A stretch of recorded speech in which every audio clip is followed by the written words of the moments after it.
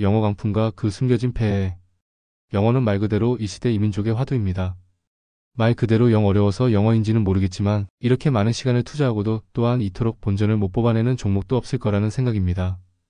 해방 이후 이어져온 읽기 쓰기의 수업 패턴이 잘 못되어 영어를 못한다느니, 그래서 하다하다 할 짓이 없어서 어린아이들 혀를 찢는 수술을 하기까지 하는 가학이 도대체 이걸 정신이 나갔다고 해야 할 일인지, 아니면 오죽하면 그러겠나 하면서 이해를 해야 하는 부분인지도 쉽게 판단을 내릴 수가 없는 현실입니다. 게다가 더욱 답답한 것은 도대체 토익이라는 시험이 한국에 들어온 게 몇 년인데 아직까지도 평균 점수가 590점에서 620점을 벗어나지 못한 채 항상 제자리라는 것입니다. 그렇다면 뭔가 획기적인 해결책이 있어야 되는데 왜 이걸 못 찾고 있는지도 이해할 수 없는 부분입니다. 하지만 여기서 제가 주장하고자 하는 바는 영어를 왜 못하고 하는 이유가 아니라 영어 강풍에 얽매인 나라에서 그로 인해 무엇을 놓치고 있는지, 그리고 왜 이런 현상이 나타나는 것인지에 대한 부분입니다.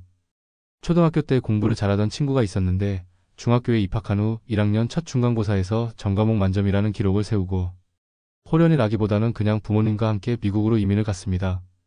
현재는 미국에서 위계통으로 유명한 의사가 되어 있는 이 친구를 초등학교 졸업 이후 수십 년 만에 동창회에서 만났을 때 이런 대화를 나눈 적이 있습니다. 그때 너를 봐서는 법률이나 인문과학 쪽으로 갈 줄 알았는데 의학계통으로 간 것이 조금 의외다 하고 물었더니 돌아오는 대답은 생각보다 간단했습니다. 그쪽은 영어가 딸려서 안 되겠더라. 이게 무엇을 의미하는 것일까요?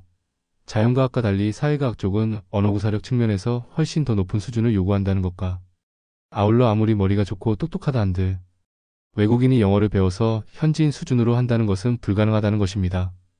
하나의 언어를 안다는 것은 하나의 세상을 안다는 의미인데 아무리 현지에서 오래 생활하면서 영어를 접한다 한들 그들의 삶과 문화 속에 녹아있는 역사와 전통을 완전히 이해하기란 불가능한 일이라는 것이지요. 그럼 그 정도는 아니더라도 생활하면서 불편하지 않을 정도의 영어를 구사하면 되지 않냐고 하겠지만 그 역시도 어느 정도냐의 문제가 뒤따릅니다.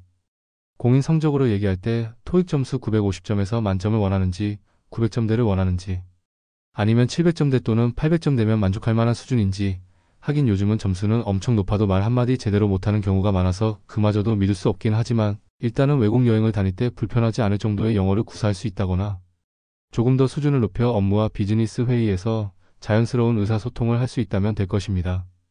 하지만 이 두 가지 수준은 많이 다릅니다. 외국 사람 만나서 반갑습니다. 이 물건 얼마예요? 하는 거하고 유럽 시장에서 우리 제품의 시장 점유율을 높여가기 위한 단계별 전략을 토론하는 수준이 어떻게 같을 수 있겠습니까? 그런 의미에서 뭔가 대단히 잘못되어 있다라는 것인데 우선은 영어 공부를 어디까지 할 것이냐 하는 목표점이 없다. 아니 없다라기보다는 너무 획일적으로 높게 잡혀 있다는 것입니다. 한국 사람이 모두 외국인 회사에 취직해서 외국인과 업무 토론을 할 것도 아니고 무역 파트에서 외국인과 업무 해결할 것도 아닐 것이며 무슨 유엔과 같은 국제기구에서 일을 할 것도 아닌데 유엔에서 한국 사람 잘 안 받아줍니다. 반기문 총장은 100년에 한 번 나올까 말까 한 경우이고 그런 특별 케이스가 나온다 한들 한국인의 평균 실력이 올라가는 것도 아닙니다.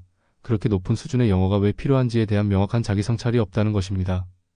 많은 대학생들과 취업준비생들이 영어에 목을 메고 온통 영어 공부만 하고 있지만 아는 사람은 다 알듯이 정작 회사에서 영어를 사용할 일을 그리 많지 않습니다. 기업에서 면접 시에 영어 성적을 보는 이유는 현장 업무에서 써먹기 위해서 보는 경우 보다는 그렇지 않은 이유가 훨씬 더 많습니다. 간단히 말하자면 영어는 단지 그 사람이 학교 다닐 때 딴짓 안 하고 열심히 공부했구나 하는 성실성을 확인하기 위한 차원이라는 것이지요. 물론 뭐든지 못하는 것보다는 할 줄 아는 게 좋은 것이고 할 만한 가치가 있는 일이라면 잘하는 것이 좋다는 것은 누구나 인정하는 것이겠지만 관건은 이 영어에 대한 문제만큼은 이로 인해 날려버릴 수밖에 없는 기회비용이 너무나 크다는 것입니다. 물론 영어는 중요합니다. 저도 영어를 하려거든 원어민 수준까지 해야 한다고 주장하는 사람 중에 하나입니다. 하지만 누구나 다 모든 사람이 그렇게까지 할 필요는 없다는 것입니다. 옛날 일본 개항기 시절에 일본어 없애고 영어를 일본어로 삼자고 하던 주장하던 얼빠진 일본 사람들이 있었다는 것을 알고 있으실 겁니다. 그로 인한 논쟁이 한창 벌어진 이후 일본이 취한 정책은 번역으로의 전환이었습니다. 지금도 일본 사람들의 영어 실력은 정말로 형편없다고 해도 과언이 아닙니다. 하지만 정작 더 중요한 것은 그들은 영어 때문에 스트레스를 받는 정도가 우리에 비해 비교도 안 되게 덜하고 그들의 발달된 번역 문화 덕분에 미국뿐만 아니라 다른 유럽의 주요 서적이나 논문들이 발표되면 바로 번역되어 일본어로 읽을 수 있음에 반하여 한국은 그 어설픈 영어 실력으로 주구장창 영어 콤플렉스와 노이로제에서 헤어나지 못하고 있다는 것입니다. 영어는 단지 언어입니다. 의사 전달을 하는 수단이라는 것이고, 따라서 영어를 잘하냐 못하냐보다 훨씬 더 중요한 것은 그 수단 안에 무엇을 담을 것이냐 하는 문제입니다. 영어 아무리 잘하면 뭐합니까? 그 안에 내용이 없다면. 그래서 그 잘난 영어로 쓸개 빠진 통상 협상이나 하고 있다면 그 따위 영어는 안 하느니만 못한 것 아니겠습니까? 영어를 아무리 열심히 공부한들 원어민보다 잘할 수는 없습니다. 외국어를 모국어보다 잘한다는 것은 어불성설이고, 한국어의 어휘력이 부족한 사람이 외국어의 어휘력이 한국어보다 훌륭할 수는 없는 것이겠지요. 모국어란 자신의 감정을 담는 그릇입니다. 한국인만이 느낄 수 있는 심오한 감정의 부스러기들을 영어로 제대로 표현해낼 사람이 얼마나 있겠습니까? 그래서 수많은 사람들이 영어의 중요성을 얘기하고 어떻게 영어를 잘할 것이냐에 대해 목숨을 걸 때, 제가 주장하고자 하는 것은 그렇게 영어에 집착하기보다는 그 시간에 다른 공부를 하라는 것입니다. 평론가들이 얘기하면서 우리나라의 평론 수준이 일본에 한참 뒤떨어진다는 자성을 하는 걸 본 적이 있습니다.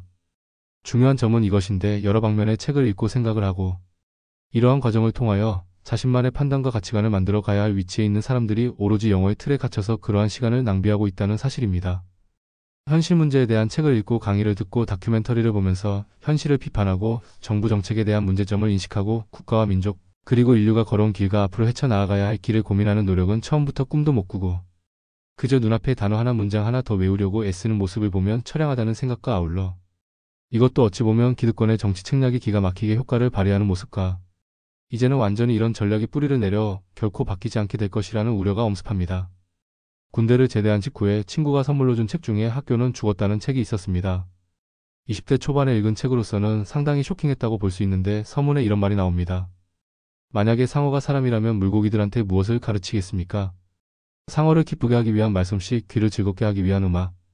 어떻게 하면 상어에게 맛있게 잡아먹힐까를 위해 영양학과 체육학도 가르치고, 게다가 나이 들고 눈도 어두워져 방향 감각 잃고 어슬렁거리는 상어에게 잘 찾아가기 위해 지리학도 가르쳐야 할 것이고, 반면에 상어에게 해가 되는 행위는 절대로 가르치려 하지 않겠죠. 가령 단체로 돌아다니면서 상어의 시선을 분산시킨다거나 상어의 잘못된 점을 비판하는 것과 같은 행동들은 말입니다. 영어도 이런 측면에서 이해할 수 있다는 것인데, 비판이나 스스로의 생각이나 그런 것들은 아예 할 생각도 하지 말고 오로지 10시간 12시간 처박혀서 영어나 공부해라, 뭐 이런 식이라는 것이지요. 과거 문법 위주의 교육 때문에 영어 회화를 못한다는 식의 논리는 치졸한 변명일 뿐입니다. 70년대 80년대에도 그런 교육받으면서도 수출력군으로 경제발전 다 해냈고 유엔 사무총장도 나왔고 정치적 민주화도 이루어냈습니다. 중요한 건 영어를 왜 공부하는지, 얼마만큼 해야 하는지, 그리고 다른 것들과의 가중치를 볼 때 편중되어 있지는 않은지를 생각해봐야 한다는 것입니다. 오히려 영어만 죽도록 공부하는 것보다 그 시간의 10%, 20%만이라도 중국어나 일본어 같은 다른 외국어를 병행하는 것이 훨씬 더 효과가 좋다는 생각입니다. 솔직히 사람마다 역량이 다름으로 인해 영어 방송을 반 이상이나마 알아듣고 정확한 문법을 바탕으로 한 영어를 구사할 수 있는 한국인은 그리 많지 않습니다. 그럴 수 있다면 토익 성적이 그 정도는 아니겠지요. 네덜란드나 북유럽의 사람들은 적어도 서너 나라의 말을 동시에 합니다. 그들은 언어적인 역량이 우리보다 뛰어나게 발달해서일까요? 그리고 왜 우리나라에는 제대로 된 영어 지상파 방송도 없을까요?